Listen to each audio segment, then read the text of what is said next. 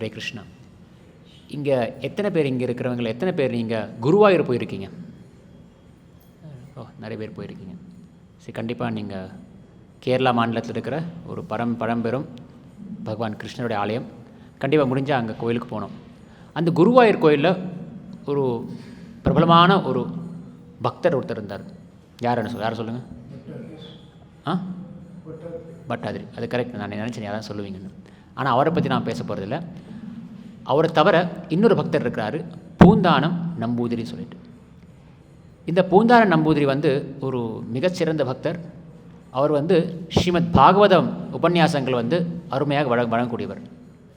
அந்த கேரள மாநிலத்தில் கோட்டியூர்னு ஒரு சிவ ஆலயம் இருந்துச்சு, ஒரு சிவன் கோயில் இருந்துச்சு. அந்த கோயில் வருஷத்தில் சில நாட்கள் மட்டும்தான் அந்த கோயிலை திறப்பாங்க. ஸோ அப்படி இருக்கும்போது அது அந்த சில நாட்கள் கூட ஒரு பெரிய விழா மாதிரி கொண்டாடுவாங்க. ஏன்னா அந்த வருஷத்துலேயே சில நாட்கள் தான் கோயில் திறந்துருக்கும். அந்த விழாவில் அந்த சில நாட்களில் பூந்தானம் அங்கே போய் உபன்யாசம் கொடுக்கணும், இல்லை சொற்பொழிவாற்றணும்னு சொல்லிட்டு அவரை கூப்பிட்டுருந்தாங்க. அவர் ஸ்ரீமத் பாகவதம் அந்த பாகவத உரைகளை நிகழ்த்தினார். அவர் முதல் நாள் ஆரம்பித்தார். போயிட்டுருக்கும்போது ஸ்ரீமத் பாகவதம் 10ஆம் ஸ்கந்தம் 60ஆம் அத்தியாயத்தில் இப்போ வந்திருக்கிறார் அவர். அது என்ன அத்தியாயம் சொல்லுங்கள்? 60ஆம் அத்தியாயம் கிருஷ்ணருக்கும் ருக்மிணியுக்கும் இடையில் இருக்கும் உரையாடல். அந்த அத்தியாயத்தில் பார்த்திங்கன்னா கிருஷ்ணர் ஒரு நகைச்சுவையாக கேலியாக ருக்மிணியோட கேட்பாங்க, நீ என்ன கல்யாணம் பண்ண? நான் ஒரு சாதாரண ஒரு ஆயர் குலத்து பையன், மாடு மேய்க்கிறவன், என்ன ஏன் கல்யாணம் பண்ணிக்கிட்ட? உனக்கு சிசுபாலன் போன்ற பெரிய பெரிய வீரர்கள், பெரிய பெரிய இளவரசர்கள், சாதாரண மங்கள இளவரசர்களாக இருந்தாங்க, உனக்கு கல்யாணம் பண்ணுற லைன் கட்டியிருந்தாங்க. இருந்தால் நீ என்ன கல்யாணம் பண்ணிக்கணும்? அப்படி என்கிட்ட என்ன இருக்குது அப்படின்னு அவங்க ருக்மிணிக்கிட்ட கேட்க, ருக்மிணிக்கு பதில் சொன்னாங்க. ஆனால் ஒரு கட்டத்தில் அவங்க பதில் சொல்ல முடியலை. ஏன்னா கிருஷ்ணன் ரொம்ப அவர் அவங்கள கேட்டு ஹர்ட் பண்ணிட்டாங்க. ஸோ ருக்மிணி அப்படியே மயங்கி விழுந்துருவாங்க. இதான் அந்த அத்தியாயத்தில் சுருக்கம். இப்போ இந்த 60ஆம் அத்தியாயத்தை பேசிட்டு பூந்தானம் முடிச்சுட்டு இந்த மாதிரி இந்த ஒரு மார்க் இருக்கும், இந்த மாதிரி ஒரு இது இருக்கும், இது அப்படியே வச்சுட்டார். இப்படி வச்சு முடித்தார். இப்போ அடுத்து 61ஆம் அத்தியாயம் பேசணும் நாளைக்கு. முடிச்சு அவர் வந்துட்டார். அடுத்த நாள் வர்றாரு, பாகவதத்தை தொடர்வதற்காக வர்றாரு. பார்க்குறாரு, திருப்பி 60ஆம் அத்தியாயத்தில் அந்த மார்க் இருக்குது, அந்த நூல். சரி, திருப்பி 60ஆம் அத்தியாயம் பேசுகிறாரு, ருக்மிணி கிருஷ்ணர் உரையாடல். அன்றைக்கி பேசி முடிக்கிறாரு. திருப்பி வீட்டுக்கு போகிறாரு. திருப்பி அடுத்த நாள் வந்தால் திருப்பி அந்த புக் மார்க் அந்த அந்த நூல் 60ஆம் அத்தியாயத்தில் திருப்பி இருக்குது. திருப்பி ஒரு 60ஆம் அத்தியாயம் அதே ருக்மிணி கிருஷ்ணர் உரையாடல், அதே அந்த டாப்பிக்கை திருப்பி அவர் பேசுகிறாரு, உபன்யாசம் கொடுக்குறாரு. இப்படியே போகுது. அந்த கோவில் திருவிழா முடிக்கு வரப்போது, கோவில் மூட போகிறாங்க கொஞ்ச நாளில். முடிவு வந்துருச்சு, கடைசி நாள் வந்துருச்சு. அவர் 60ஆம் அத்தியாயத்துக்கு மேலே போகலை, அங்கேயே பேசிகிட்டு இருக்கிறார் அவர். அதுக்கப்புறம் அந்த உபன்யாசத்தை முடிச்சுட்டு பூந்தானம் வீட்டுக்கு திரும்பி போனார். போகிற வழியில் அவருக்கு ஞாபகம் வந்துச்சு, சரி நான் பாகவத புஸ்தகத்தை நான் விட்டுட்டு வந்துட்டேன், கோயிலே மறந்துட்டேன். சரி, திருப்பி நான் போய் அந்த புஸ்தகத்தை போய் எடுக்கலாம்னு கோயிலுக்கு போனால், அவர் ஜஸ்ட் கோயிலுக்கு போகும்போது அவருக்கு யாரோ இந்த பாகவதம் பேசுகிறது கேட்குது அவருக்கு உள்ளேருந்து. சரி பார்க்குறாரு, ராத்திரி ஆயிடுச்சு, கோயில் நடசாத்தி ஆச்சு, யார்ப்பா வந்திருக்கிறாங்க, யார் பேசுகிறாங்க? நான் தானே பேசிகிட்டு இருந்தேன் இவ்வளோ நேரம், யார் பேசுகிறாங்கன்னு போய் எட்டி பார்த்தாரு. உள்ளுக்கு பார்த்தா சிவபெருமானும் பார்வதியும் பேசிகிட்டு இருக்கிறாங்க.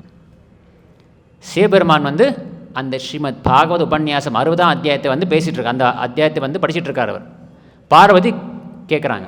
இதை பூந்தானம் கேட்டுக்கிட்டு இருக்காரு.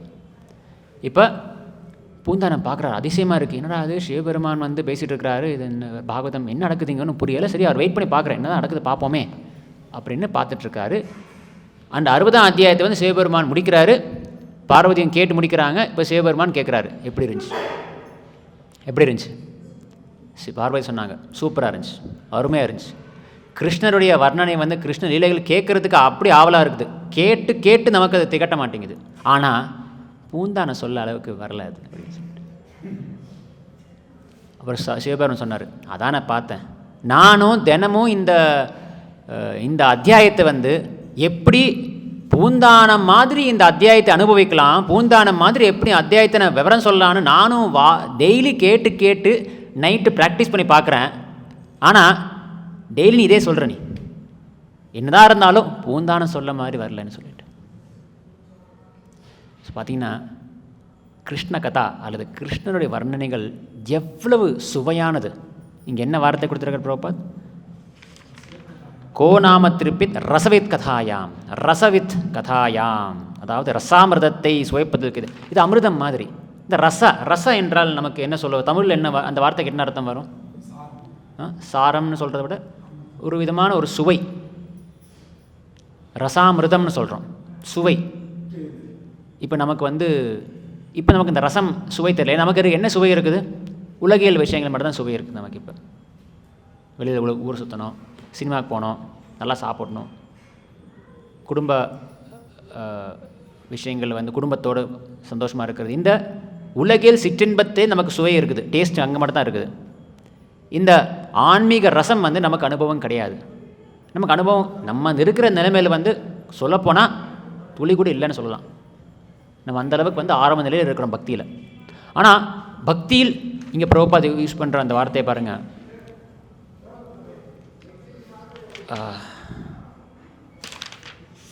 கோநாம திருப்பித் பகவத் கதாயாம் நாந்தம் குணானம் அகுணசி ஜக்முர் யோகேஸ்வராயே பவபாத முக்கியாக. யோகேஸ்வரன்னா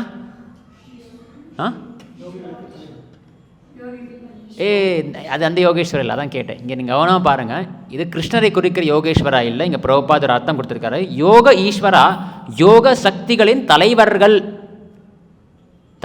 இது கிருஷ்ணரை குறிக்கிறது இல்லை. அதாவது யோக சக்தியில் தேர்ச்சி பெற்றவங்க, யோக சக்தியில் ஒரு தலைவர்கள் போல இருப்பவர்கள் தேவர்கள். குறிப்பாக பவபாத்ம முக்கியாக பிரம்மா சிவன் போன்ற தலைவர்கள். அவர்களாம் சாதாரண தேவர்கள், தேவாதி தேவர்கள். சிவனுக்கு மகாதேவன் ஒரு பேரே இருக்குது, ஒரு நாமம் இருக்குது. ஸோ அவங்க சாதாரண தேவர்கள் கிடையவே கிடையாது. அவங்க யோகேஸ்வரான்னு இங்கே கிருஷ்ணன் குறிக்கிறாரு. சரி, அவங்களுடைய அப்படிப்பட்ட தலைவருக்கு என்னாச்சு? இப்போ இந்த ஸ்லோகம் பார்த்தீங்கன்னா ரொம்ப அழகான ஸ்லோகம். நாங்கள் இப்போ அந்த ஸ்லோகத்தை 2 முன்னாடி அனுபவிக்கலாம், அவ்வளவு நல்லா இருக்குது. கோ நாம திருப்பியேத் ரசவித் கதாயாம். இப்போ ரசவித் கதாயாம் மகத்தமைகாந்த பராயணஸ்ய. இந்த மகத்தமைகாந்த பராயணஸ்யனா, மகத்தமனா புருஷோத்தமர்னு சொல்கிறோம். மகத்னா மகான்கள், அது மிக சிறந்தவர்கள். மகத்தமன அந்த சிறந்தவர்கள், மகான்களை சிறந்தவர்கள். மகத்தமைகாந்த பராயணஸ்ய. மகத்தமைகாந்த பராயணஸ்னா இந்த மகத்தமர்கள், மகான்கள் ஏகாந்த, அவங்களுக்கு ஒரே ஏகாந்த, வேறு எதுவுமே இல்லாத, ஒன்லி ஒன், ஒரே ஒரு புகலிடம். பராயணஸ்ய அப்படின்னா புகலிடமாக இருப்பவர்கள். அவங்க பராயணஸ்ய, அவங்க பிரார்த்தனை செய்து அவங்க வழிபடுற அந்த ஒருத்தருடைய யார்? அது பகவான் ஸ்ரீகிருஷ்ணர். மகத்தமேகாந்த பராயணஸ்ய அந்த வரி பகவான் ஸ்ரீ கிருஷ்ணரை குறிக்குது. இவர்களாம் மகத்தமர்கள், அவர்களுடைய புகலிடமாக. டிரான்ஸ்லேஷன் என்ன சொல்லுது? மிகச்சிறந்த ஜீவராசிகளுக்கும் தனிப்பட்ட புகலிடமாக விளங்குகிறார். இது ஏகாந்தனை பார்க்கணும். அதாவது தேவர்கள்லாம் நம்ம மக்கள் கடவுள்னு சொன்னால் அவங்களுக்கு யாரும் ஒருத்தர் குறிக்க மாட்டாங்க. சீசனுக்கு ஒரு கடவுள், ஒரு ஆசைக்கு ஒரு கடவுள், ஒவ்வொரு தெருவுக்கு ஒரு கடவுள், ஒவ்வொரு ஊருக்கு ஒரு கடவுள், ஒவ்வொரு குடும்பத்துக்கு ஒரு கடவுள்னு எத்தனையோ கடவுள் இருக்கிறாங்க, தெய்வங்கள் எத்தனையோ இருக்கிறாங்க. நம்ம ஊரில் பார்த்திங்கன்னா எல்லாருக்கும் ஒரு தெய்வம். உனக்கு என்ன குலதெய்வம், எனக்கு ஒரு குலதெய்வம், ஒரு குலதெய்வம், தெருக்கு தெய்வம், ஊருக்கு தெய்வம். ஸோ அவங்க யாரை வழிபடுவாங்க? அந்தந்த மூடுக்கு ஏற்ற மாதிரி, நேரத்துக்கு ஏற்ற, நாளுக்கு ஏற்ற மாதிரி. நவராத்திரி வந்தால் துர்கையை வழிபடுவாங்க, பிள்ளையார் சதுர்த்தி வந்தால் பிள்ளையார் வழிபடுவாங்க, ஜென்மாஷ்டமி வந்தால் கிருஷ்ணனை வழிபடுவாங்க, சிவராத்திரி வந்தால் சிவன் வழிபடுவாங்க. அது போயிட்டே இருக்குது. தைப்பூசத்துக்கு முருகன் வழிபடுவாங்க. அவங்க ஏகாந்த பராயணசி இல்லை. ஆனால் இங்கே பாகவத்தில் பற்றி பார்த்திங்கன்னா, பாகவத ஆரம்பத்திலே தர்ம புரோஜித கைத்தவாத்திர பரம நிர்மத்சரானாம். பாகவதம் வேறு எந்த பாதையோ வேறு எந்த தர்மத்தை பற்றி பேச போகிறதில்ல. பாகவத தர்மம் மட்டும்தான் பேச போகிறது. பாகவதம் எக்ஸ்க்ளூசிவ். தர்ம மகத்தமைகாந்த பாராயணஸ்ய. இங்கே வந்து பகவான் ஸ்ரீ கிருஷ்ணரை வழிபடுபவர்கள், பகவான் ஸ்ரீ கிருஷ்ணரின் தூய பக்தர்கள், மகாபாகவதர்கள் பற்றி தான் இங்கே இந்த விவரங்கள் இருக்குது. மகத்தமேகாந்த பாராயணஸ்ய. இப்படிப்பட்டவங்க வந்து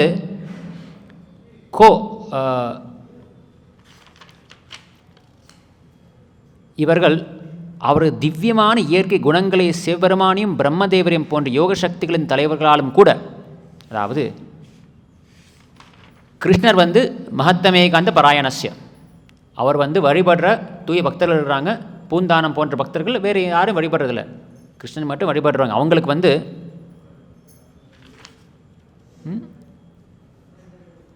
சிவபெருமானியும் பிரம்மதேவரையும் போன்ற யோக சக்திகளின் தலைவர்களாலும் கூட அளவிட முடியாது இந்த பகவானுடைய இயற்கை குணங்களை வந்து கோநாம திருப்பேத் ரசவேத் கதாயாம் நாந்தம் குணானாம் அகுணஸ்ய ஜக்முஹு. அவங்க வந்து ந அந்தம் குணானாம் அகுணஸ்ய ஜக்முஹு. இங்கே பார்த்து 2 வார்த்தை இருக்குது, 2 முரண்பாடான வார்த்தைகள், எதிர் சொல்லு.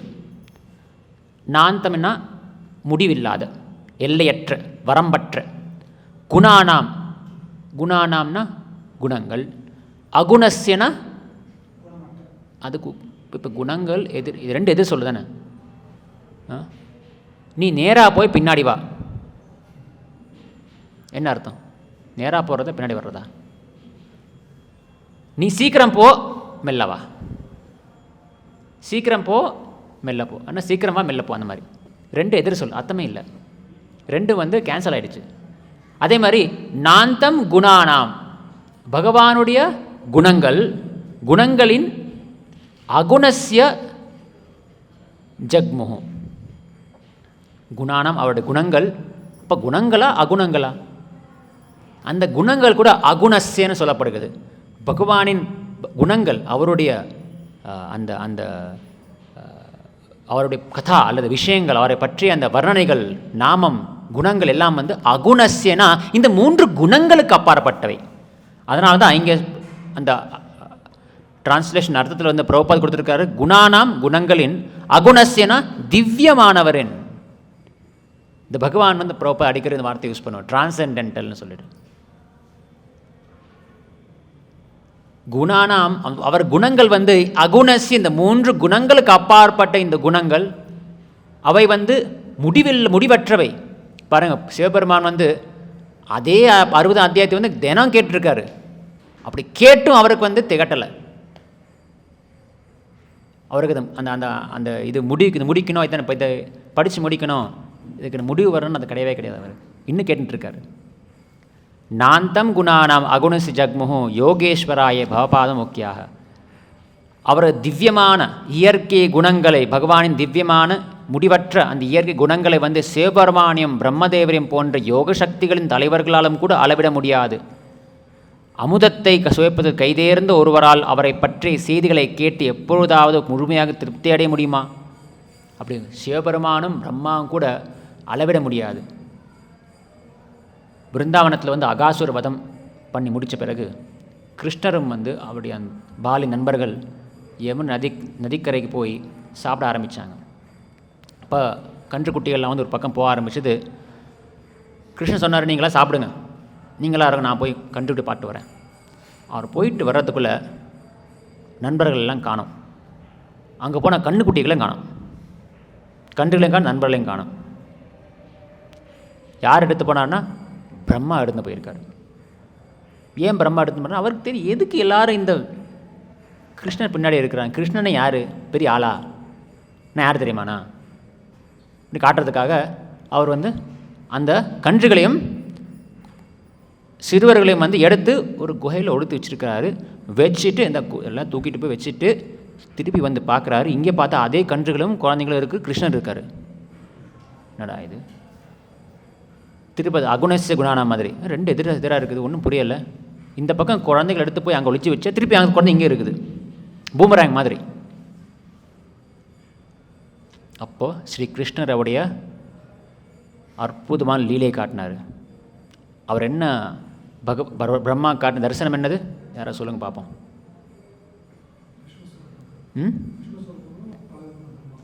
பிரம்மா இல்லை, கிருஷ்ணரும் ஒவ்வொரு விஷ்ணுவின் சுரூபமாக அவர் கண்ணுக்கு தெரிஞ்சுது. அப்போ பிரம்மாவுக்கு தெரிஞ்சு, அடடா இது கிருஷ்ணன் வந்து யார் வேறு யாரும் இல்லை, நாம் வழிபடும் நாராயணனுக்கு அதிபதியானவர். இந்த நாராயணனுக்கு கூட இவரோட அவதாரங்கள் இப்போ சாதாரணம் கிடையாது. அப்போ என்ன ஆயிருக்கு, இவர் போயிட்டு வர்ற அந்த கேப்பில் 1 வருஷம் ஆயிருக்கு. பிரம்மாவோட நேரம் காலம் வேறு. அவர் அப்படி போய் விசிட்டு வர்றது 1 வருஷம் ஆயிருக்கு. இந்த 1 வருஷத்தில் வந்து கிருஷ்ணர் வந்து கன்றுக்குட்டிகளாகவும் அந்த மற்ற சிறுகளாகவும் வந்து விரிவாக்கம் செஞ்சு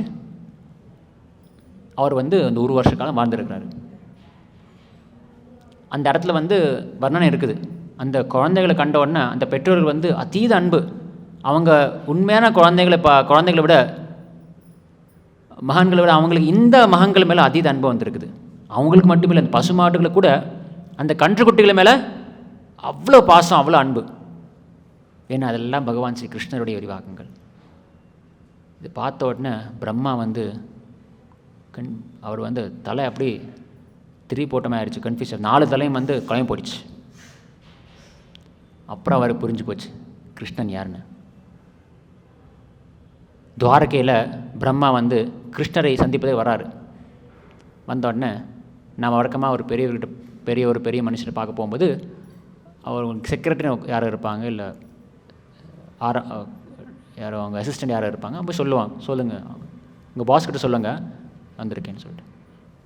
அதே மாதிரி அந்த காவலாளிக்கிட்ட பிரம்மா சொல்கிறார், பிரம்மா வந்திருக்கேன்னு சொல்லு கிருஷ்ணன்கிட்ட. இப்போ தெரிஞ்சு போச்சு. என்ன இப்போ துவாரகை அவருக்கு தெரிஞ்சு கிருஷ்ணன் யாரும் தெரிஞ்சு போச்சு. ஸோ ஆரம்பத்தில் அவர் கன்ஃபியூஷன் இருந்துச்சு, இப்போ கிளாரிஃபை ஆகிடுச்சு. கிருஷ்ணன் யார் தெரிஞ்சு, கிருஷ்ணன் சொல்லு பிரம்மா வந்திருக்கிறேன். அவருக்கு இந்த மறக்க மாட்டார் கிருஷ்ணன். நான் மறந்துட்டேன் கிருஷ்ணன் யாருன்னு, ஆனால் பகவான் என்னை மறக்க மாட்டார். நீ போய் சொல்லு பிரம்மா வந்திருக்கிறான்னு போய் சொல்லு. அவர் வந்து துவாரகையில் கிருஷ்ணன் அரியணையில் அமர்ந்திருக்கிறார். துவாரகையின் மன்னன் துவாரகாதீசன் கிருஷ்ணன் பகவான் இருக்கார். காவல் வந்து சொல்கிறான் பிரம்மா வந்திருக்கிறார். எந்த பிரம்மா போய் கேட்டுவான்.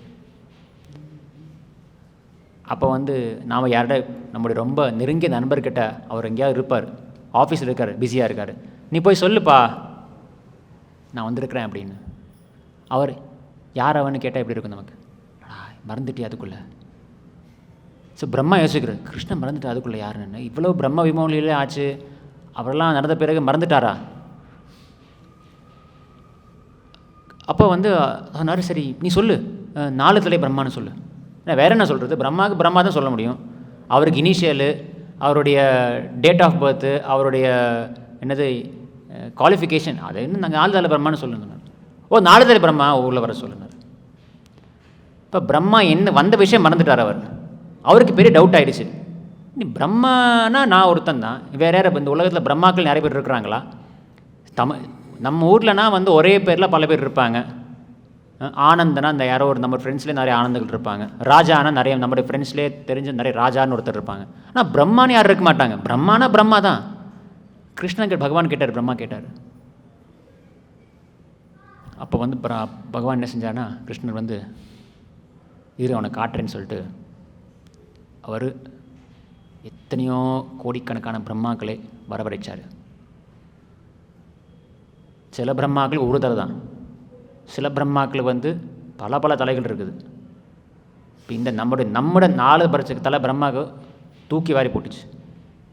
என்னடா இது, அந்த சின்ன வயசில் ஏதோ தெரியாமல் நான் வந்து கொஞ்சம் விளையாடிட்டேன். அப்போவே எனக்கு வந்து நல்ல ஒரு அறிவுரை கிடச்சிது, பகவானோட தரிசனம் கிடச்சி, பகவான் யாருன்னு தெரிஞ்சு போச்சு. இப்போ என்னடானா நான் கூட ஒருத்தன் கிடையாது, என்ன மாதிரி பல பிரம்மாக்கள் இருக்கிறாங்க. பகவான் பிரம்மாண்டங்கள் எத்தனையோ இருக்குது, பிரம்மாண்டங்கள் எத்தனையோ அது பகவான் பிரம்மாண்டங்கள்னு அவர் மூச்சு விடும்போது எத்தனையோ பிரம்மாண்டங்கள் உருவாகின்றன, சுவாசம் எடுக்கும்போது எத்தனையோ பிரம்மாண்டங்கள் அழிந்து போகின்றன. அந்த எத்தனையோ பிரம்மாண்டங்களில் ஒவ்வொரு பிரம்மாண்டத்துக்கும் ஒரு பிரம்மா உண்டு. பிரம்மாண்டம் என்றால் பிரம்மா அங்கே ஒரு உண்டு இல்லைங்களா? ஸோ இவர் பார்த்தார், அடடா நாந்தம் குணானாம் அகுணஸ்ய ஜக்முஹு. இந்த பகவானின் குணங்கள் அவருடைய அளவு வரம்பற்றவை. இந்த மாதிரி சிவபெருமானும் பிரம்மாவும் கூட அவருடைய என்ன சொல்கிறது, இந்த குணங்கள் அவருடைய லீலைகள், அவருடைய மகிமைகளை வந்து அளவிடவே முடியாது. ஒவ்வொரு வாட்டியும் பார்க்க பார்க்க அவங்க வந்து பயந்துட்டே இருப்பாங்கடா, என்ன நடக்க போகுதுன்னு சொல்லிட்டு. அடுத்தது அப்படிப்பட்டவர்கள் கூட பிரபுபா சொல்கிறாரு,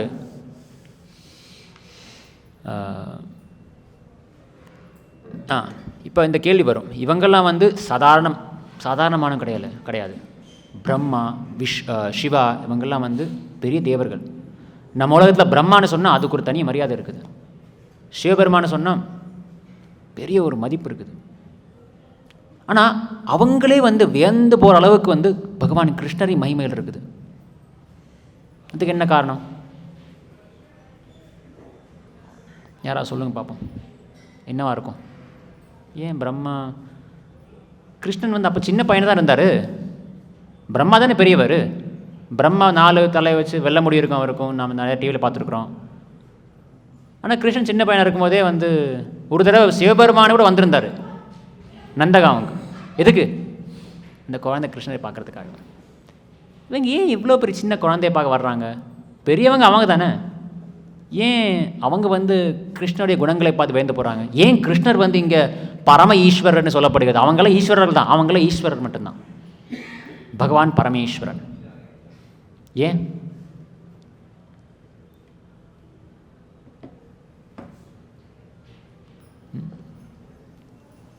சொல்லுங்க பாப்பா, யாரோ சொல்லுங்க. முழு முதற் கடவுள். சரி,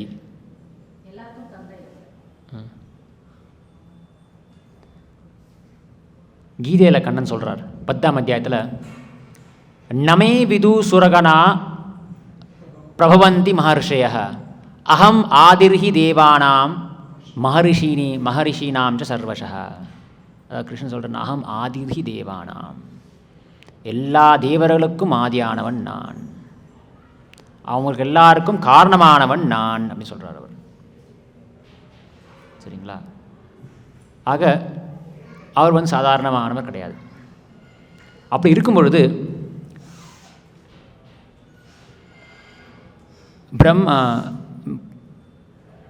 ஓகே, எனவே ஜீவராசிகளே மிகச்சிறந்தவராக இருப்பவர் ஏன் பகவான் ஸ்ரீ கிருஷ்ணரை பற்றி உன்னதமான விஷயங்களில் அளவுக்கு அதிகமான பற்று வைத்திருக்கிறார். இப்போ இவங்கெல்லாம் என்ன பார்த்து, சிவபெருமான், பிரம்மா, அவங்க போன்றவங்கெல்லாம் அவ்வளவு அந்த பகவானின் அமுதம், பகவானின் ரசாமிரதம், அவருடைய குணங்களை வந்து கேட்கறதுல வந்து அவங்க அவ்வளோ ஒரு சுவை இருக்குது அவங்களுக்கு.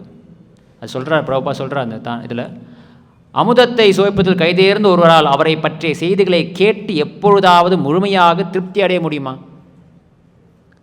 திருப்தி அடைய முடிய மாட்டேங்குது, திகட்டவே மாட்டேங்குது அவங்க அந்த பகவானின் என்ன சொல்கிறது, அவருடைய குணங்கள், அவர் லீலைகள், அவருடைய நாமங்கள் திகட்டாது.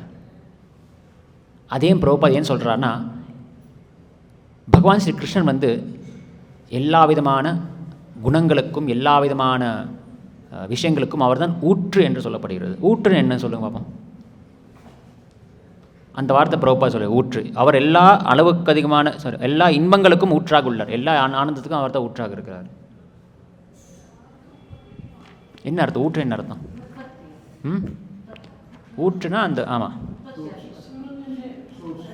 சுரந்துகிட்டே இருக்கும். ஒரு தண்ணி வந்து அங்கேருந்து வந்துகிட்டே இருக்கும்.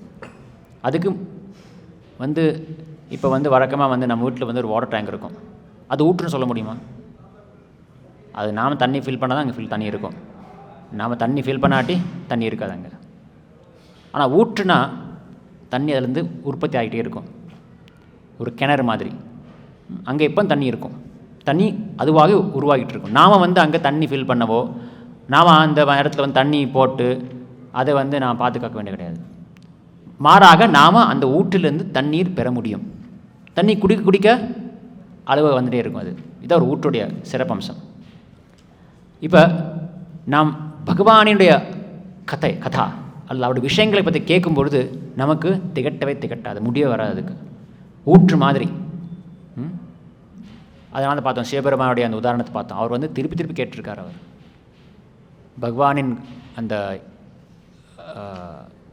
லீலையை வந்து திருப்பி அவர் கேட்டுட்ருக்காரு. இதை வந்து இதனுடைய இந்த விஷயத்தை இந்த முக்கியத்துவத்தை வந்து ஸ்ரீமத் பாகவத் ஒரு ஸ்லோகம் இருக்குது.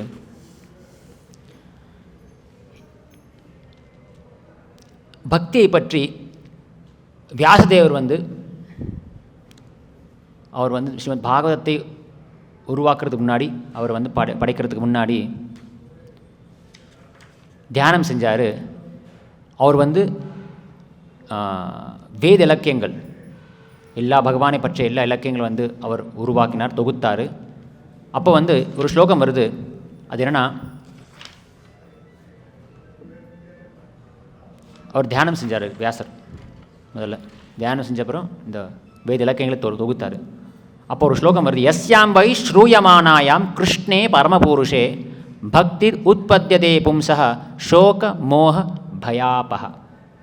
அதாவது இந்த வேத இலக்கியங்கள் கேட்பதாலேயே யஸ்யாம் வை ஸ்ரூயமானாயாம் கிருஷ்ணே பரமபூருஷே, பகவான் பரமபுருஷான பகவானை பற்றி இந்த விளக்கங்கள் அதை கேட்பதாலே பக்திர் உற்பத்தியதே பும்சா, மனிதனுடைய இதயத்தில் பும்சா என்றால் ஜீவராசிகளின் பக்தி உணர்வு, பக்தி உருவாகிறது. சோக மோக பயாபக. பயாபகனா பயாபக என்றால் சோகம் அல்லது வருத்தம், மோக மாயை, பயம் போன்றவையெல்லாம் அழிகிறது, அவங்களால் அணைத்து விடப்படுகிறது. இந்த வேத இலக்கியத்தை கேட்பதாலேயே பரமபுருஷ பகவானாகிய ஸ்ரீ கிருஷ்ணருக்கு உன்னத அன்பு தொண்டு செய்யும் உணர்வு உடனடியாக ஏற்பட்டு வருத்தம், மாயை மற்றும் பயம் எனும் நெருப்பை அது அணைத்து விடுகிறது. ஸோ கிருஷ்ண கதா, கிருஷ்ண லீலைகள் அல்லது கிருஷ்ணருடைய அவரை பற்றிய அந்த விவரங்கள் பாகவதத்தில் இருக்குது பாருங்கள், பகவத்கீதை பாகவதம். அதெல்லாம் கேட்கும்போது நமக்கு எல்லா விதமான சோகம், பயம்,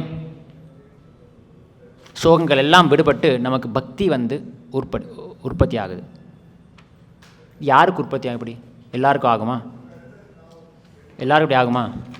அப்போ அடுத்த ஸ்லோகத்தில் சசம்மிதாம் பாகவதீம் கிருத்வானுக்ரமிய சாத்மஜம் சுகம் அத்தியாபயாம் ஆச நிவ்ருத்தி நிரதம்.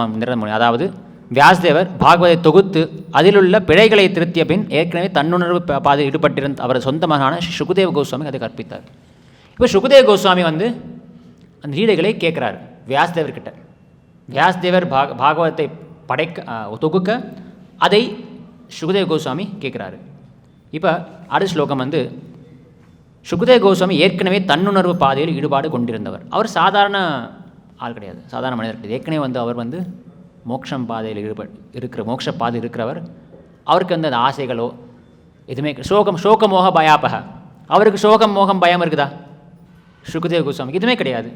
அப்போ அவர் ஏன் கேட்கணும்? சோகம் மோகம் பயம் இருக்கிறவங்க கிருஷ்ண கதா கிருஷ்ண லீலைகளை கேட்டால் அவங்கள தான் விடுதலை கிடைக்கும், பக்தி உருவாகும். சுகதேவ கோஸ்வாமிக்கு சோகம் இல்லை, எந்த விதமான ஏக்கமோ ஆதங்கமோ அதெல்லாம் கிடையாது. தன்னிலை அதாவது தன்னுணர்வு பாதையில் தன்னிறைவு பெற்றவர். தன்னிறைவு அர்த்தம் சாட்டிஸ்ஃபைட், ஆத்மாராம். எனக்கு திருப்தியாக இருக்கிறார் அவர். அவருக்கு இவ்வளோ பணம் சம்பாதிக்கணும், எனக்கு வீடு கட்டணும், எனக்கு நல்ல பேர் வாங்கணும், அது வேணும் அதுவும் கிடையாது. அவருக்கு வேணுங்கன்னு எதுவும் கிடையாது. ஆனால் அப்படிப்பட்டவர்கிட்ட வியாசதேவர் சொல்கிறாரு சுகதேவ கோஸ்வாமி. அப்படின்னா அவருக்கு ஏதாவது எஃபெக்ட் ஆகுமா? அடுத்த ஸ்லோகம் முக்கியமான ஸ்லோகம். சூது உவாச்ச ஆத்மாராமஷ்டமுனையோ நிர்கிரந்தா அப்படி உருக்கிரமே குர்வந்தி அஹைத்துகிம் பக்திம் இத்தம் பூத குணோ ஹரிஹி. அந்த கேள்விக்கு பதில் இப்போ சூத கோஸ்வாமி சொல்கிறார். அதாவது ஆன்மீக ஆத்மாவில் இன்பம் காண்பவர்கள், ஆத்மாராமர்கள், தன்னிறைவு பெற்றவர்கள், அவங்களுக்கு ஆன்மீகத்தில் ஏற்கனவே இருக்கிறாங்க. அதனால் அவங்களுக்கு இந்த லௌகீக ஆசைகள்லாம் கிடையாது, எந்த விதமான டிஸ்டர்பன்ஸ் மன சஞ்சலங்கள் கிடையாது, புத்தி மாறாது, கெட்ட எண்ணங்கள் வராது, ஆசைகள்லாம் அவங்கள தூண்டாது. அவர்கள் முக்கியமாக தன்னுணர்வு பாதையில் நிலை பெற்றவர்கள். எல்லா வகையான பௌதிக பந்தத்திலிருந்தும் விடுவிக்கப்பட்டிருந்த பொழுதும் அவங்கள பந்தமே கிடையாது. அவங்களுக்கு சுகதேவ கோஸ்வாமி பந்தம் இருந்துச்சா? சதுர்குமார் 4 குமாரர்கள் பந்தம் பாசம் அந்த மாதிரி விஷயம் நாம் பிணைக்கப்பட்டிருக்கிறோம். பந்தம் பாசம், அவங்களுக்கு அந்த பந்தங்கள்லாம் கிடையாது. அதிலிருந்து விடுவிக்கப்பட்ட போதும் பரமபுருஷ பகவானுக்கு கலப்படமற்ற தூய பக்தி தொண்டை செய்ய விரும்புகின்றனர். இருந்தாலும் அவங்களுக்கு பக்தி செய்ய வேணும்னு ஆசை இருக்குது. அவங்களுக்கு ஆசையே கிடையாது, ஆனால் பக்தி செய்யணும்னு ஆசை இருக்குது. அதாவது பகவான் உன்னதமான குணங்களை பெற்றிருப்பதால் அவர் முக்தி பெற்ற ஆத்மாக்கள் உட்பட அனைவரையும் கவர்ந்திருக்கிறார் என்பதை இது குறிக்கிறது. முக்தி பெற்றாச்சு. ஒருத்தர் நமக்கு என்ன கேள்விப்பட்டிருக்கோம்? அறம்பொருள் இன்பம் வீடு, தர்ம அர்த்த காம மோட்சம் பெற்றாச்சு, அதான் முடிவு அப்படின்னு நினச்சிட்டு இருக்கிறோம். ஆனால் இங்கே பாகவதம் என்ன சொல்லுதுன்னா, அப்படி முக்தி பெற்றவர்கள் கூட அது முடிவில்லை. அவங்களுக்கு முடிவு என்ன அர்த்தம்? இதான் முடிவு தான், அதுக்கப்புறம் இன்னும் தேவையில்லை. அவங்களுக்கு ஆசைகள் இல்லை, எந்த விதமான தேவைகள் இல்லை, பந்தங்கள் இல்லை. இதுக்கப்புறம் என்னப்பா பிரச்சனை இல்லை தானே? நமக்கு என்ன பிரச்சனை நம்ம வாழ்க்கையில்? ஆசைகள், பொறாமை,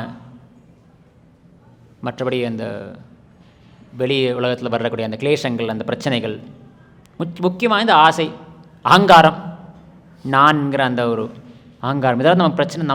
நமக்கிட்ட இருக்கிற சாதாரண ஜீவாத்மா கிட்ட இருக்கிற பிரச்சனைகள். இதனால் நாம் பந்தத்துக்கு உட்படுறோம், பிரச்சனைகள் இருக்கிறோம். ஆனால் முக்தாத்மாக்கள், சுகதேவ் கோஸ்வாமி, குமாரர்கள் போன்ற முக்தாத்மாக்கள் அவங்களுக்கு எதுவுமே கிடையாது. எந்த விதமான ஒரு ஏக்கமும் இல்லை, அவங்களுக்கு இல்லை. இது எனக்கு வேணும்னு ஒரு ஆசை கூட இல்லை.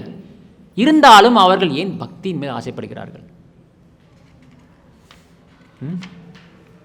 சரி, அவங்களுக்கு அப்படி ஆசை இருக்கும்போது நாம் கூட அந்த கிருஷ்ண கதாவை கேட்குறோம், ஸ்ரீமத் பாகவத்தை தினமும் கேட்குறோம். ஆனால் நமக்கே அந்த மாதிரி வர மாட்டேங்குது. அது வர்றதுக்கு என்ன வழி? யாருக்கு பதில் தெரியுமா? ஏன் என்னாச்சு? மாதாஜி அதெல்லாம் சொல்லிடலாம்.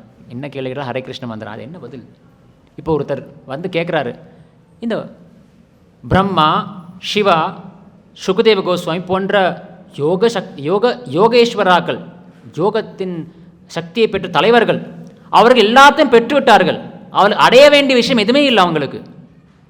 நம்ம வாழ்க்கை எது பெரிய பிரச்சனை? எல்லாரும் எதையோ நம்ம வாழ்க்கையில் எல்லாரும் எதையோ அடைய விரும்புகிறார்கள். யாருக்கும் பணம் அடையணும், இல்லை பேர் அடையணும், நல்ல வேலை கிடைக்கணும். ஆனால் அந்த மாதிரி எதுவுமே இல்லாத அவங்களே கிருஷ்ணரை வழிபட்டு அந்த கிருஷ்ண பக்தியில் ஆழ்ந்திருந்து அதை திகட்டாமல் அவங்களுக்கு அவ்வளவு இன்னும் கேட்கணும் ஆவல் இருக்குது. நமக்கு அந்த ஆவல் வரவே மாட்டேங்குது. இதுக்கு ஸ்ரீமத் பாகவத்தில் ஒரு அற்புதமான விளக்கம் ஒன்று கொடுக்குறாரு ஸ்ரீல பிரபுபாதர். 4ஆம் ஸ்கந்தத்தில் ஒரு ஸ்லோகம் இருக்குது. யத் பாத பங்கஜ பலாஷ விலாச பக்தியா கர்மாஷயம் கிரதிதம் உத்கிருதயந்தி சந்தः தத்வன்னரிக்தமதயோ யதயோ பிருத்த ஸ்ரோதோ கணாஸ்தம் அரணம் பஜ வாசுதேவம். வாசுதேவனை, கிருஷ்ணரை நீ வழிபடு, பக்தியில் வழிபடு. அதாவது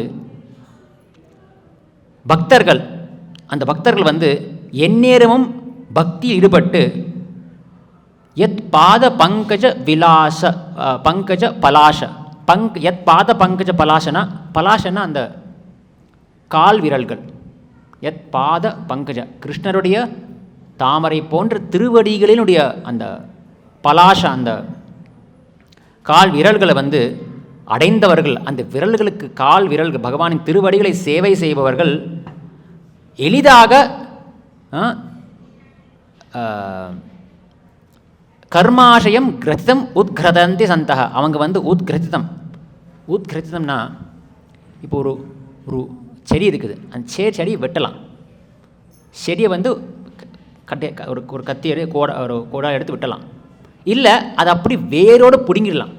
அது இருந்த அடையாளமே தெரியக்கூடாதுன்னு சொல்லிட்டு உத்கிருதயந்தினா அது வேரோடு பிடுங்கி எறியறது. எதை? கர்மாஷயன் கிரதிதம் உத்கிருதயந்தி. கிரதிதம்னா இறுக்கமாக. இப்போ நாம் ஒரு சில நேரம் ஏதோ கட்டுறோம், நாம் வீட்டில் வாங்கிட்டு சில நேரம் வெளியில் போய் என்ன வாங்கிட்டு வரோம், அவர் கவரில் போட்டு கொடுப்பாரு. நாம் அந்த கவர் அப்படியே கட்டிட்டோம். வீட்டு பார்த்தா அந்த அழுக்கவே முடிய மாட்டேங்குது. இப்படி பண்ணி பார்க்குறோம் முடியவே முடியாது. அப்போ என்ன செய்வோம்? கத்திரிக்கோள் எடுத்து வெட்டிடும், வேறு வழி இல்லை. நம்ம யோசிப்போம், சரி அந்த கவரை திருப்பி யூஸ் பண்ணலாம், கழுத்துனா வேறு ஏதோ பூவுக்கோ இல்லை வேறு பேக் பண்ணி கொடுக்குற யூஸ் பண்ணால், இல்லை ரொம்ப கட்டியிருக்கு, இறுக்கமாக கட்டினா கலத்த முடியாது. அந்த மாதிரி தான் கிரதிதம்னா இறுக்கமாக கட்டப்பட்டிருக்குது. எது? கர்மாஷயன், அதாவது ஆசைகள், உலகியல் ஆசைகள், இன்பத்தை வேண்டும் ஆசைகள் நம்மளை அப்படியே கட்டி போட்டிருக்குது. உத்கிருதம் ஒரு பெரிய ஒரு கட்டு, அது கவிழ்க்கவே முடியாது. அப்படிப்பட்ட கட்டை கூட இந்த பக்தர்கள் வந்து பகவானை சேவித்து, திருவடிகளை சேவித்து, அந்த கட்டை வந்து உத்கிரதயந்தி. உத்கிரதயந்தினா வேரோடு இருக்கிறது. சந்த உத்கிரதயந்தி சந்தகா, அப்படி அவிழ்த்து தூக்கி போட்டாச்சு அவன். அது கிடையவே கிடையாது. தத்வன் தத்வன் ந ரிக்தமதையோ யதையோபி ருத்த. சரியா? அதாவது, ஆனால் இது எல்லாராலும் முடியாதா? தத்வன் ந ரிக்தமதையோ, ந ரிக்தமதையோ. ரிக்தமதையோனா பக்தியில் இருக்காதவங்க. ரிக்தமதை வந்து அர்த்தம் வந்து பக்தி ஈடுபடாதவர்கள். அவங்களுக்கு இது எளிதாக இல்லை. நான் பார்த்தோம். ஏன்னு பதில் கொஞ்ச நேரத்தில் வரும் பாருங்கள். பக்தியில் இருக்கிறவங்க, பக்தர்களுக்கு வந்து இந்த மாதிரி கர்ம ஆசைகளை வந்து அப்படியே கவிழ்த்து போடுறது ரொம்ப ஈஸி. எத் பாத பங்கஜ பலாச விலாச பக்தியா. ஆனால் அப்படி பக்தியில் ஈடுபடாதவர்கள், குறிப்பாக கர்மிகள், ஞானிகள், யோகிகள், அவங்க கூட இந்த மாதிரி பிரம்மன் நிலை அடைந்தவர்கள் கூட அவங்க வந்து எவ்வளோதான் வந்து அவங்களுடைய சாதனா மூலமாக, யோகா மூலமாக பண்ணுற அந்த சாதனைகள் மூலமாக அவர்கள் வந்து அந்த ஆசையெனும் அலை நான் கேள்விப்பட்டிருக்கோம். பிரபலமாக ஒரு ஆசைகள் அலைகள் போடுறன்னு கேள்விப்பட்டிருக்கோம். அந்த அலைகள் போடுற வர அந்த ஆசையை வந்து அவங்க எவ்வளோ தான் அடக்க முயற்சி செஞ்சாலும் அவங்களால பண்ண முடியாது. அதனால் வந்து இந்த ஸ்லோகம் சொல்லுது, ஸ்ரோதோ கணாஸ் தமரணம் பஜ வாசுதேவம். அந்த ஸ்ரோதோகணா, அந்த அலைகளை வந்து அடக்க முடியாதனால பஜ வாசுதேவம், நீயும் வந்து பகவான் திருவடிகளை சேவை செய். ரிக்த மத என்றால் பக்தி ஹீனர்கள், பக்தி இல்லாதவர்கள். ஞானிகளும் பக்திகளும் வந்து எவ்வளோதான் வந்து முயற்சி செய்யலாம், இந்த ஆசைகள் வந்து விடுதலை பெற எவ்வளோதான் முயற்சி செய்யலாம். உலகியல் ஆசைகள் வந்து விடுதலை பெறுவதற்கு எவ்வளோ முயற்சி செய்யலாம். ஆனால் குறிப்பாக நீ நோட் பண்ண வேணாம், என்ன சொன்ன பாருங்கள், உலகியல் ஆசைகளிலிருந்து விடுதலை பெறுவதற்கு. ஆசைகளே தப்புன்னு கிடையாது. உலகியல் ஆசை, அது என்ன உலகியல் ஆசைனா, என்னுடைய சுயநலத்துக்கான ஆசைகள், என்னுடைய புலன்களை திருப்திப்படுத்துவதற்கு ஆசைகள், என்னை திருப்தி, இந்த அகங்காரத்தை திருப்திப்படுத்துவதற்கான ஆசைகள், அதிலிருந்து நான் விடுதலை பெறணும். முழுசாக ஆசைகளே வேண்டாம்னு நான் சொல்லலை. அந்த கர்ம ஆசையான், அங்கே அந்த ஆசைன்ற வார்த்தை இருக்குது, கர்ம ஆசையான். அந்த அந்த அந்த உலகியல் ஆசைகள் வந்து ஆழ்ந்து வேரோன்றி நிற்குது நம்ம இதயத்தில். இதை வந்து முழுமையாக பக்தியின் மூலமாக நாம் வந்து வேரோடு அடிக்கலாம். இதை நம்ம வந்து ஸ்லோகத்து மூலம் தெரிஞ்சிருச்சு.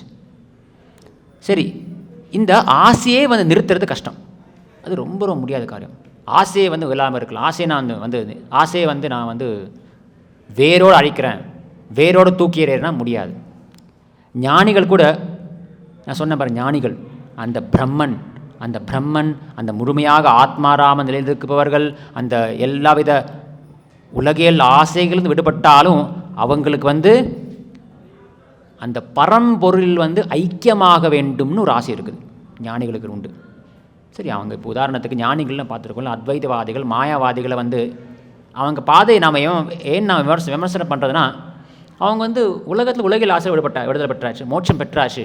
அதுக்கப்புறம் என்னென்னு பார்த்தா பக்தி ஈடுபட மாட்டாங்க.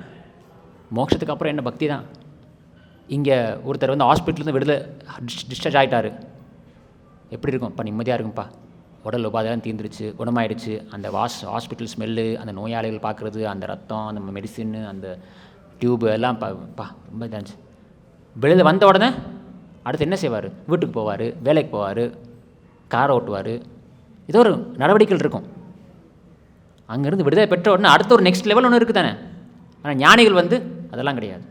திருப்பி ஐயோ என்ன அவங்க நினைக்கிறாங்க, இந்த உலகத்தில் வந்து நாம் உறவுகள் பேச்சு ரிலேஷன்ஷிப்ஸ் ஏதோ சம்மந்தப்படுத்தி இந்த வாழ்க்கை வாழ்ந்துட்டோம், திருப்பி இன்னொரு வாழ்க்கை வாழணும். அங்கே ஒரு பக்தின்னு இருக்குது, யார்கிட்ட பகவான்கிட்ட பேசணும், உறவாடணும், பேசணும், ஆக்டிவிட்டிஸ், செயல்கள் இருக்குதுன்னா திருப்பி நான் பந்தப்படுவேன். அதனால் அந்த செயல்களை வேண்டாம்ப்பா, நான் வந்து ஐக்கியமாயிடுறேன்.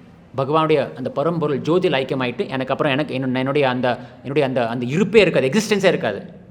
நான் இருக்கிறனால தான் வந்து நான் இப்படி ஒரு மனித உருவத்தில் இருக்கிறனால தான் வந்து எனக்கு வந்து ஒரு குடும்பம், குழந்தை, பந்தம், ஆசையெல்லாம் வருது. அதெல்லாம் வேண்டாம், ஃபுல் ஜீரோ பண்ணிடுறேன். நான் போய் அந்த ஐக்கியமாயிடுறேன். ஞானிகள். அப்போ அவங்களுக்கு ஐக்கியமாகணும்னு ஒரு ஆசை இருக்குது தானே, ஆசையிலேருந்து முழுமையாக விடுதலை பெறவில்லை. அப்புறம் யோகிகள், பெரிய யோகி இருப்பா அவர். கும்பமேளா போனீங்கன்னா பெரிய பெரிய யோகிகள் இருப்பாங்க. அவங்களுக்கு ஆசை இருக்குதா? என்ன ஆசை இருப்பார்? அவர் வந்து ட்ரெஸ்ஸே போடலை, அவர் ஒரே ஒரு கோமன் மட்டும் உடுத்திட்டு இருக்காரு. எவ்வளோ சக்தி இருக்குது அவருக்கு, பறக்கக்கூடிய சக்தி இருக்குது, அனிமா மகிமா லகிமான் பல சக்திகள் இருக்குது. இல்லை, அவங்களுக்கு கூட அந்த சித்திகளை பெற வேண்டும்னு ஒரு ஆசை இருக்குது. அவங்களும் ஆசையில் விடுபடல பாருங்கள். ஆசை யாரை விட்டுச்சு? ஆனால் பக்தர்களுக்கு வந்து எந்தவித ஆசையும் கிடையாது. ஏன்னா அவங்க ஆசையை வந்து பகவான் தான். சரிங்களா?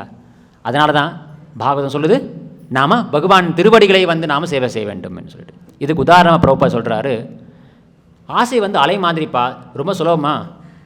நமக்கே இந்த கிருஷ்ண கதா, அந்த கிருஷ்ணருடைய லீலைகளை கேட்பதுக்கு அவ்வளோ ஆசை வரமாட்டேங்குது, சிவபெருமான் மாதிரி பிரம்மா மாதிரி. ஏன்னா இங்கே உலகியல் ஆசைகள் வந்து அலை மாதிரி அப்படியே தாக்கிட்டு இருக்குது. பிரபுபா உதாரணம் சொல்கிறாரு, அதாவது ஒரு நதியில் வந்து அலைகள், இந்த நதி வந்து அப்படியே அலை மோதி வந்து நீர் வந்துட்டு இருக்குது. அது என்ன செய்ய முடியும்? ஒன்றும் செய்ய முடியாது. நல்லா அடித்து நம்ம தண்ணியில் விழுந்தோம்னா அடிச்சுட்டு போயிடும், அந்த நதி ஆற்று அடிச்சுட்டு போயிடும். ஆனால் இந்த அலைகள்லாம் வந்து எங்கே போகுது? நதி சக்தி வாய்ந்த அலைகள், ஒரு ஆறு வந்து அப்படியே சக்தியோட பலத்தோடு போயிட்டு எங்கே போகுது? கடலை நோக்கி போயிட்டுருக்குது. சரிங்களா?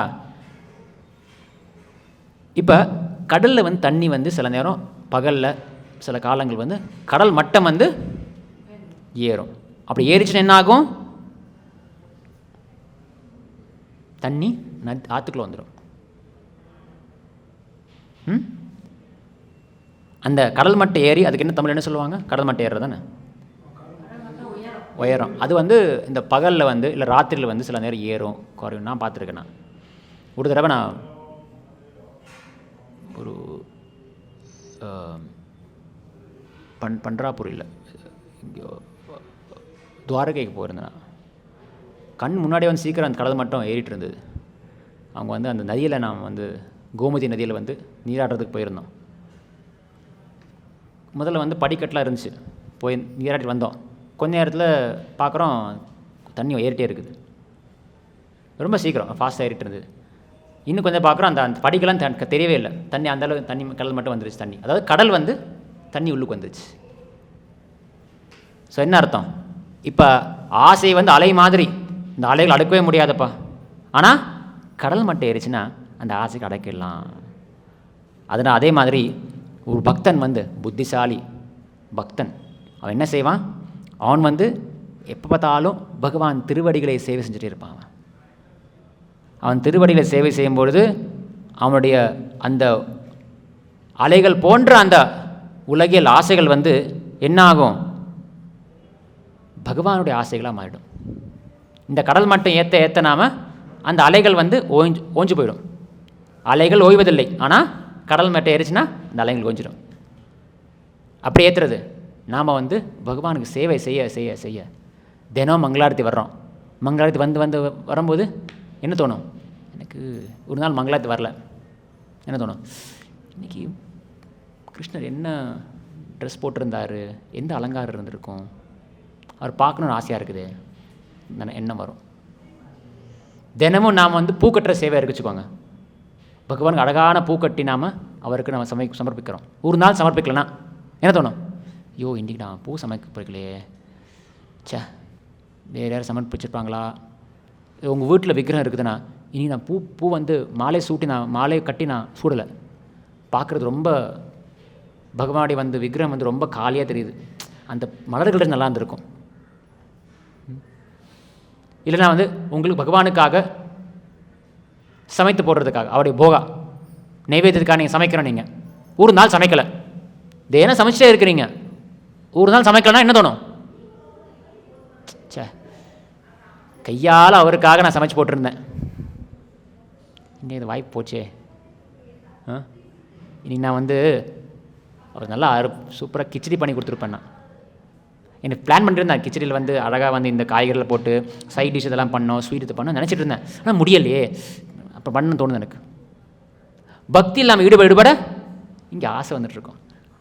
இந்த ஆசை உலகியல் ஆசை வந்து பக்தி ஆசையாக மாறிடும். அப்படி மாற மாற மாற ஒரு கட்டத்தில் நமக்கு அப்படியே வந்து கிருஷ்ண கதா அது கேட்டாலே வந்து நாம் அப்படியே மறந்து போயிடுவோம். நம்ம ஆழ்ந்து போய் நம்மளே மறந்து போயிடுவோம்.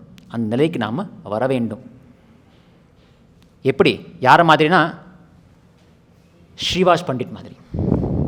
இப்போ இன்னொரு கடைசியாக ஒரு லீலையை மட்டும் சொல்லிடுறேன். நான் நிறைய இருக்குது, நேரம் இல்லாத காரணத்தால் நான் முடிச்சிடலாம். ஸ்ரீவாஸ் பண்டிட் இவர் வந்து ஒரு தடவை தேவானந்த பண்டிட்டோடைய பாகவத உபன்யாசத்தை கேட்டுருந்தார். ஸ்ரீவாஸ் பண்டிட் அவர் கேட்டுருக்கும்போது, என்னது பகவான் லீலைகள் கேட்க கேட்க இனிக்கும். நான் சொன்னேன், ஆசைகள் நமக்கு பகவானுடைய ஆசை வந்துட்டு வந்த உடனே அப்படியே கேட்கணுன்னா அவரை கேட்க தோணும். அருமையாக இருக்குது. அவருடைய லீலைகள் வர்ணனை கேட்கும்போது அவருக்கு அப்படியே பரவச நிலையை போயிட்டார். அவர் பரவச நிலையை போய் கிருஷ்ண பிரேமம், அந்த கிருஷ்ண பக்தி அப்படி உடலில் வந்து பாஞ்சிட்டு இருக்குது.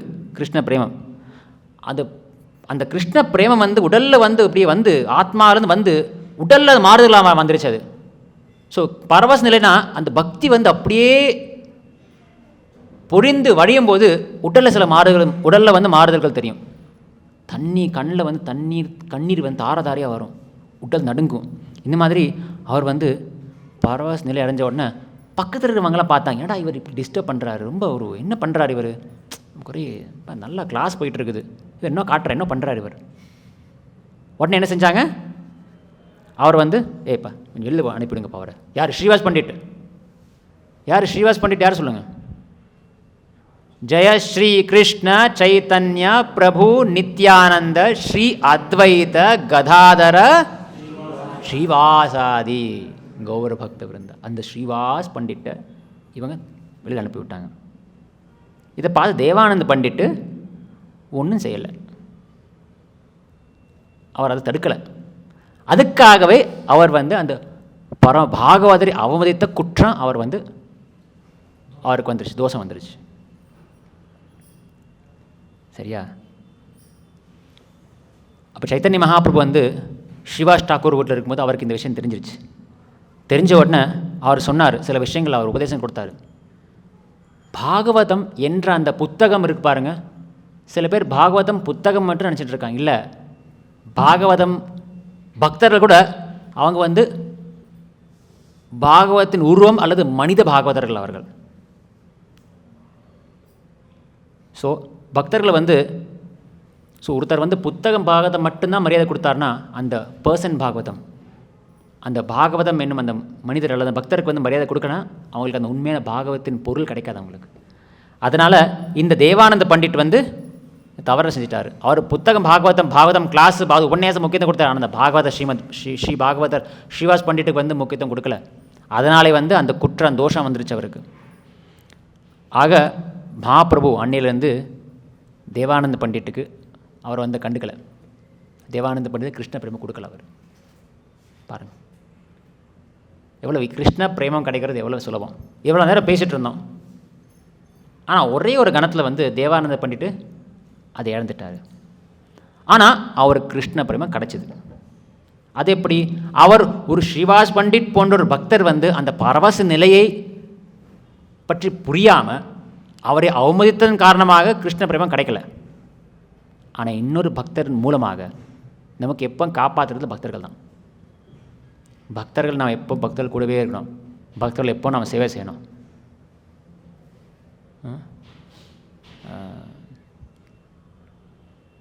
தாந்தேர சரண சே பக்த சனபாஸ் ஜனமே ஜனமே ஏ ஹோய் மோர அபிலாஷ்.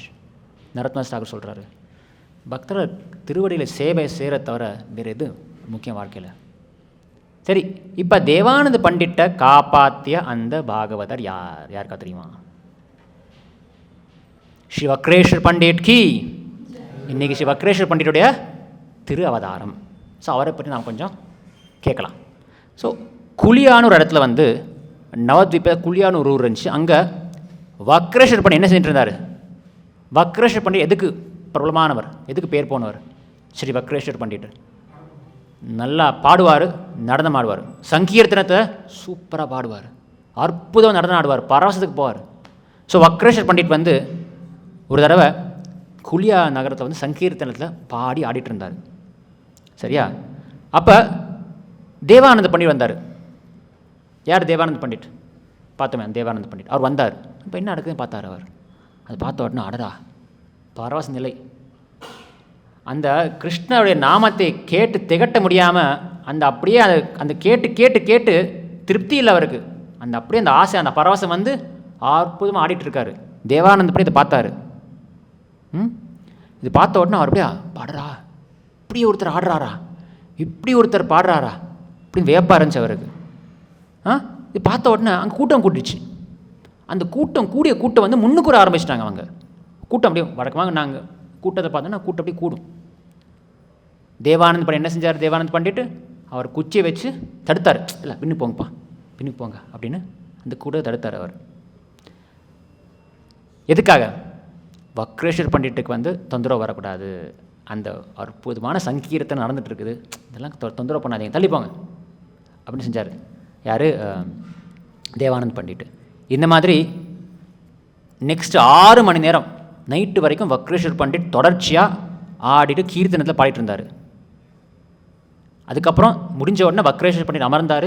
அமர்ந்த உடனே தேவானந்த பண்டிட்டு அவர் திருவடிகள் தொட்டு அவர் சரணடைந்தார். அப்போ வக்ரேஸ்வர் பண்டிட் என்ன சொன்னார்னா, நீ வந்து உனக்கு வந்து கிருஷ்ண பிரேமம் கிடைக்கட்டும்னு அவர் வாழ்த்தினார், அனுகிரகம் செஞ்சார், ஆசீர்வாதம் கொடுத்தாரு. சரியா?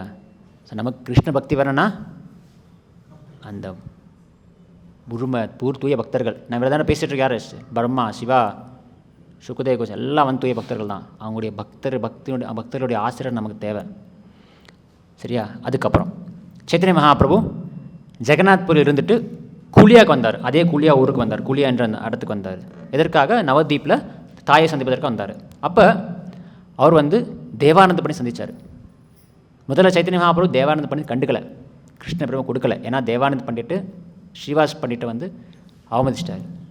இப்போ அவர் தேவானந்த பண்டிட் பார்த்து சைத்தன்ய அவர் சொல்கிறாரு, நீ வக்ரேஸ்வர் பண்டிட்டுக்கு செய்த சேவையால், வக்ரேஸ்வர் பண்டிட்டுக்கு செஞ்ச அந்த கைங்கரியத்தினால உனக்கு கிருஷ்ண பிரேமர், நான் உன்னுடைய என்னை போல் நான் உன்னை வந்து என்னை போல் நான் உன்னை கருதுகிறேன், என்ன மாதிரி நீ என்னவன் நீ அப்படின்னு. வக்ரேஸ்வர் பண்டிட் வந்து பகவானுடைய முழு சக்தியும் அடைஞ்சவர்.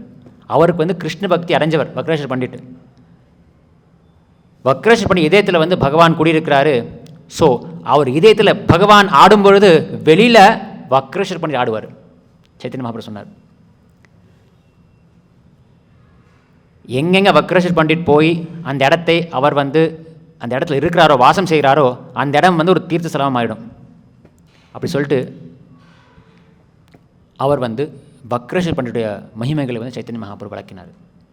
இப்படி இந்த மாதிரி தேவானந்த பண்டிட் வந்து வக்ரேஸ்வர் பண்டிட்டுக்கு சேவை செஞ்சு அவருக்கு அந்த கிருஷ்ண பக்தியும் அவருக்கு வந்து கிடச்சிருச்சு. ஸ்ரீல வக்ரேஸ்வர் பண்டிட் கி. ஸோ இத்தனை முடிச்சுக்கிறேன். யாருக்கு ஏதாவது கேள்விகள் இல்லை கருத்துக்கள் இருந்தால் சொல்லலாம்.